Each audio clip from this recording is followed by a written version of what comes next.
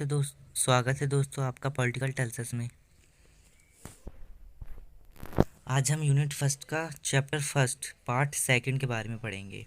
संविधान का दर्शन, प्रस्तावना और मूल विशेषताएं। ये हमारा फर्स्ट चैप्टर है और पार्ट सेकंड है। और यदि आपने अगर पार्ट फर्स्ट नहीं देखा है तो आप पहले पार्ट फर्स्ट देखिए, तब जाके आपको सेकंड पार्ट समझ में आएगा। ठीक है दोस्तों, स्टार्ट करते हैं।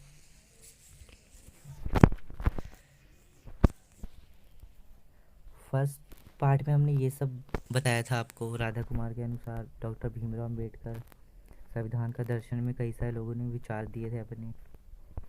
ये सब आपका फर्स्ट पार्ट में हो चुका है कंप्लीट।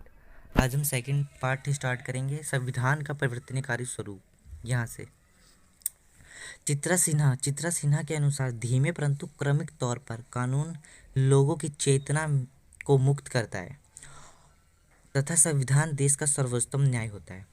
चित्रा सिन्हा ने कहा है जो हमारा कानून है वो धीमे परंतु क्रमिक रूप से, यानी सीरियल वाइज 1 2 3 4 ऐसे लोगों की चेतना को मुक्त करता है। और चित्रा सिन्हा ने कहा है कि जो हमारा संविधान है वो देश का सर्वोत्तम न्याय होता है, मतलब सबसे बढ़िया न्याय है, सबसे ऊपर का न्याय है हमारा संविधान। इन्होंने कई सारी चीज़ों के बारे में बताया, जैसे पढ़ेंगे सार्वभौमिक व्यक्तिगत अधिकार। यह अधिकार 18 वर्ष या 18 वर्ष से अधिक उम्र के लोगों को बिना किसी भेदभाव के वोट डालने या देने का अधिकार होता है। तो मतलब जो 18 वर्ष का व्यक्ति हो गया है, लड़का हो या लड़की, बिना भेदभाव के वो वोट डाल सकता है। यह अधिकार एक व्यक्ति एक वोट एक मूल्य पर आधारित है, यानी एक व्यक्ति एक ही वोट दे सकता है। ठीक है दोस्तों, ये सार्वभौमिक व्यक्तिगत अधिकार कहलाता है। धर्मनिरपेक्ष। भारतीय धर्मनिरपेक्ष के अनुसार भारत का हर व्यक्ति अपनी इच्छा से कोई सा भी धर्म अपना सकता है। मतलब जो भारत का कोई भी व्यक्ति है, कोई भी इंसान है, वो अपने मन चाहत धर्म को अपना सकता है, चाहे वो सिख हो, बौद्ध हो, ईसाई हो, हिंदू हो, मुस्लिम हो, जैन हो, पारसी हो। हमारे देश में कई सारे धर्म है, तो कोई सा भी वो धर्म अपना सकता है, उसको कोई रोक टोक नहीं रहेगी उस व्यक्ति को। क्योंकि भारत एक धर्मनिरपेक्ष देश है तथा धर्मनिरपेक्ष शब्द हमारी प्रस्तावना में 42वां संविधान संशोधन के बाद 1976 में जोड़ा गया था और संविधान में धर्मनिरपेक्षता की नीतियां पहले से ही उपस्थित थी। जो धर्मनिरपेक्ष शब्द है, हमारी प्रस्तावना, हमारे संविधान में 42वां संशोधन किया गया था, तब ये जोड़ा गया था कि हाँ हमारा देश धर्मनिरपेक्ष है, कोई सा भी धर्म अपना सकते हैं लोग। कब जोड़ा गया था ये? 1976 में। तो ये डेट आपको याद रखना है। और कौन सा संशोधन हुआ था? तो 42वां संशोधन। और जो धर्मनिरपेक्षता की नीतियाँ थी वो हमारे संविधान में पहले से ही उपलब्ध थी। हमारे लोगों के विचारों में पहले से ही उपलब्ध थे ये धर्मनिरपेक्ष शब्द। छुआछूत पर पाबंदी। छुआछूत पर अनुच्छेद 17 के द्वारा भारतीय संविधान प्रतिबंध लगाता है। जो हमारा भारतीय संविधान है वो छुआछूत पे प्रतिबंध लगाता है कि भारत में कोई भी छुआछूत नहीं किया जाएगा, जो पहले किया जाता था। अब इसको एक कानून बना दिया है अनुच्छेद 17 के तहत। यदि कोई करेगा तो उसे कानूनी दंड दिया जाएगा, देने का प्रावधान है, जो उस अतीत से दूर ले जाता है। जैसे अतीत में हमने पढ़े होंगे सोशियोलॉजी में पिछले साल कि छुआछूत काफ़ी होता था निचले वर्गों के साथ, अस्पृश्य लोगों के साथ, इसलिए अतीत से हमें दूर ले जाता है, जहाँ जाति आधारित प्रतिकार सदियों से लोग अनुभव करते आए थे। सदियों से चल रहा था छुआछूत, इसीलिए भारतीय संविधान में कानून बना के छुआछूत को बंद कर दिया, पाबंदी लगा दी उस पर। समुदायों के अधिकार। राजीव भार्गव के अनुसार संविधान के निर्माता उस समस्या से निपटने को तैयार थे जिसे बहुसंस्कृतिवाद कहा गया है। बहुसंस्कृतिवाद क्या है दोस्तों? बहुसंस्कृतिवाद, जहाँ पे बहुत सारी संस्कृतियाँ हो। जैसे हमारा एक देश बहुसंस्कृतिवाद देश है, यहाँ पे कई सारे धर्म है, कई सारी संस्कृतियाँ हैं, इसलिए इसे बहुसंस्कृतिवाद कहा गया है। यही एक सबसे बड़ी समस्या थी हमारे देश का निर्माण करने में, इसी को राजीव भार्गव ने कहा है समस्या सबसे बड़ी है ये। उपेंद्र बख्शी के विचार से अंबेडकर समकालीन अधिकारों व न्याय की उदार परिपाटिका से परे हैं।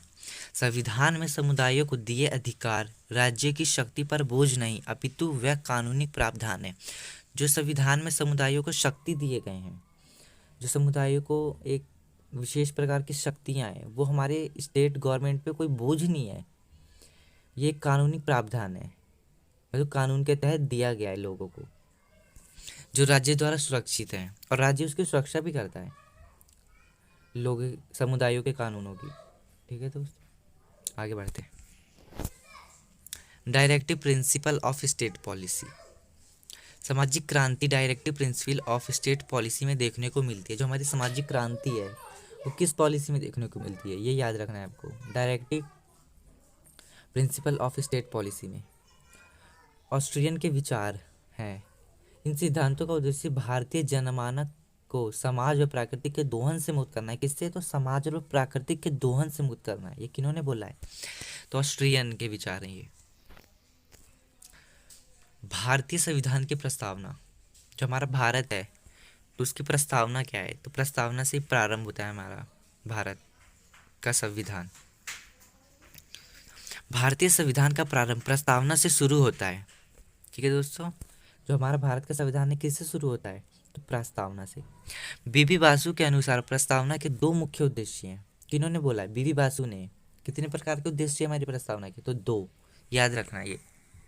एक तो लोकतांत्रिक गणराज्य की स्थापना करना। पहला कौन सा? एक लोकतांत्रिक गणराज्य है, मतलब भारत कैसा गणराज्य है? एक लोकतांत्रिक गणराज्य है, ये पहला उद्देश्य था। दूसरा, न्याय, उदारता व भाईचारे का विकास करना। जो हमारे देश में व्यवस्थाएं हैं वो न्याय होना चाहिए, सही से उदारता होना चाहिए लोगों के जीवन में, भाईचारे का विकास होना चाहिए, बढ़ावा देना चाहिए। ये दो मुख्य उद्देश्य थे। तो ये किसने बोला है? तो बीवी वासु के अनुसार प्रस्तावना के दो मुख्य उद्देश्य थे, यही दोनों। प्रस्तावना का पहला मूल्य न्याय है।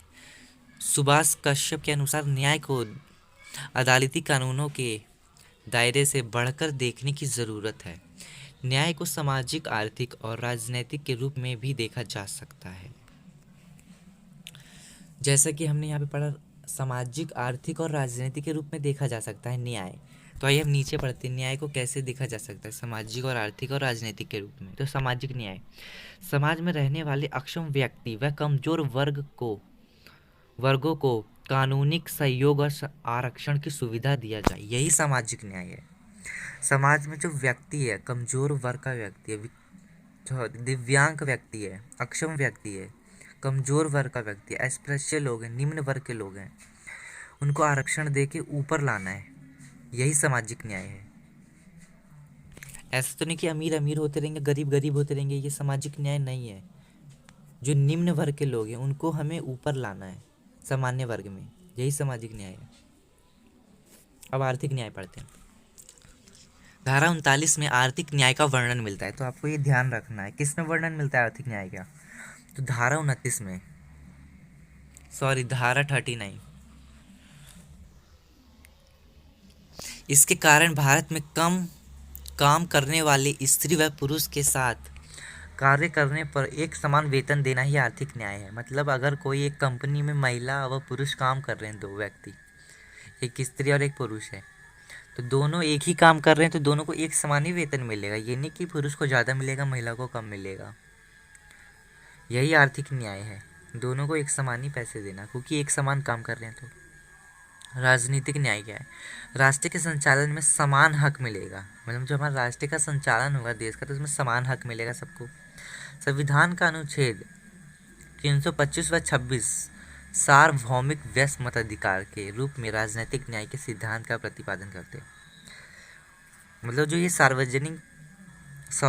सार्वभौमिक व्यस्त मताधिकार है, वह 18 वर्ष से लोगों को प्राप्त हो जाता है वोट डालने का अधिकार, वोट देने का अधिकार।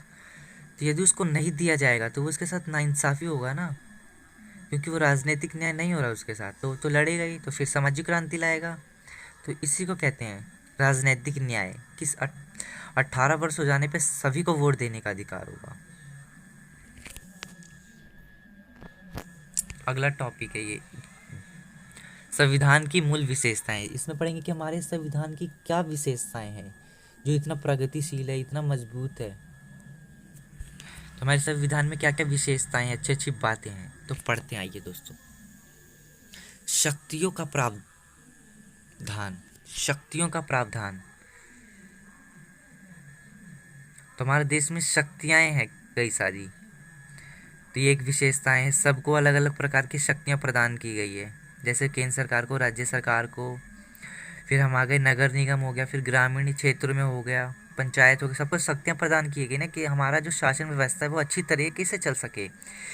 अगर एक व्यक्ति को हम शक्तियाँ दे दे सारी, तो अच्छे प्रकार से हमारा देश ग्रो नहीं कर पाएगा। इसलिए हमारी शक्तियों का विभाजन कर दिया गया है। एक तो ये विशेषता है। अल्पसंख्यक अधिकार, जो अल्पसंख्यक वर्ग है, जैसे मुस्लिम हो गया, सिख, पारसी, जैन, बौद्ध, कई सारे और भी धर्म हैं। जो अल्पसंख्यक है, अल्पसंख्यक का मतलब जो संख्या में कम है लोग, उस अल्पसंख्यक क्या है, उसको अधिकार दिए गए हैं। जैसे कि जो अल्पसंख्यक वर्ग है वो अपने शिक्षाओं का बढ़ावा दे सकते हैं। अल्पसंख्यक लोगों को कई अधिकार दिए गए हैं, जैसे जैसे हमारे संविधान द्वारा उनको विशेष अधिकार दिए गए हैं। जीने का अधिकार, मौलिक अधिकार हमारे देश के सभी लोगों को दिए गए हैं मौलिक अधिकार, तो वो अल्पसंख्यक को भी दिए गए हैं अधिकार। मौलिक अधिकार है कर्तव्य, जो हमारे भारत के लोग हैं, बिना भेदभाव के, धर्म के आधार पे, जाति के आधार पे, बिना भेदभाव के सभी को मौलिक अधिकार दिए गए हैं। और एवं कर्तव्य, कर्तव्य भी दिए गए हैं मौलिक अधिकार के साथ साथ। जैसे कर्तव्य क्या क्या हो सकता है कि अपने देश की रक्षा करना, अपने राष्ट्रीय गान की रक्षा करना, अपने राष्ट्रीय ध्वज की रक्षा करना, जो 14 वर्ष से कम उम्र के बच्चे हैं उनको प्राथमिक शिक्षा प्रदान करना, तो ये सारे कर्तव्य हैं हमारे और हमारे माता पिता के। संघीय ढांचा, संघीय ढांचा भारत ने कैसा ढांचा अपनाया, तो संघीय ढांचा, यहाँ पे शक्ति का बंटवारा किया गया है। केंद्र सरकार को अलग शक्ति दी गई है, राज्य सरकार को अलग शक्तियाँ हैं, समवर्तीय सूचियाँ बनाई गई हैं जिसमें शक्तियों का बंटवारा किया गया अच्छी प्रकार से। लिखित संविधान, हमारा संविधान कैसा है, एक लिखित संविधान है, रिटर्न, जो लिखा गया है। हमारे संविधान को लिखने में कितना वर्ष लगा है, कितने वर्ष लगे हमारे संविधान को बनने में, 2 वर्ष 11 महीने 18 दिन, इतना लंबा संविधान हमारा बना था। तो ये भी एक विशेषता है हमारे संविधान की। हमारे संविधान में लिखित कायदे कानून है, ये नहीं कि ऑन द स्पॉट हम कानून बनाए और उस व्यक्ति को जेल भेज दिए, ऐसा नहीं है। हमारे संविधान में हर चीज़ का नियम कानून लिखे हुए हैं पहले से ही, इसलिए ये हमारा सबसे बड़ा विशेषता है हमारे संविधान की। राज्य के नीति निर्देशक तत्व, जो हमारे राज्य के नीति निर्देशक तत्व दिए गए हैं, जैसे उनके कई सारे कार्य हैं कि आर्थिक विकास करना है हमारे देश का, लोगों का विकास करना है, लोगों की सुरक्षा करनी है, तो ये सारे कार्य हैं इनके, जो नीति निर्देशक तत्व हैं राज्य के। इसके अनुच्छेद मतलब 36 से लेके 51 तक अनुच्छेद में इनका वर्णन मिलता है राज्य के निर्देशक तत्वों का। स्वतंत्र चुनाव आयोग, जो हमारे भारत का कैसा चुनाव आयोग है, तो स्वतंत्र है, वो किसी की भी नहीं सुनता। हमारा चुनाव आयोग ही चुनाव लड़वाता है सरकारों को, और वो स्वतंत्र है। निष्पक्ष व स्वतंत्र न्यायपालिका, निष्पक्ष मतलब बिना भेदभाव के, स्वतंत्र मतलब किसी की भी नहीं सुनेगा, वो न्यायपालिका अपनी सुनेगा, सिर्फ वो न्याय करेगा। तो स्वतंत्र है न्यायपालिका, किसी पे बोझ नहीं है, ना ही बोझ इस पे कोई है, तो हमारी न्यायपालिका स्वतंत्र है। शक्तियों का बंटवारा दोस्तों, ये भी हमारे संविधान की सबसे बड़ी विशेषता है कि शक्तियों का बंटवारा किया गया है। अभी मैंने ऊपर बताया था आपको, केंद्र सरकार और राज्य सरकार में।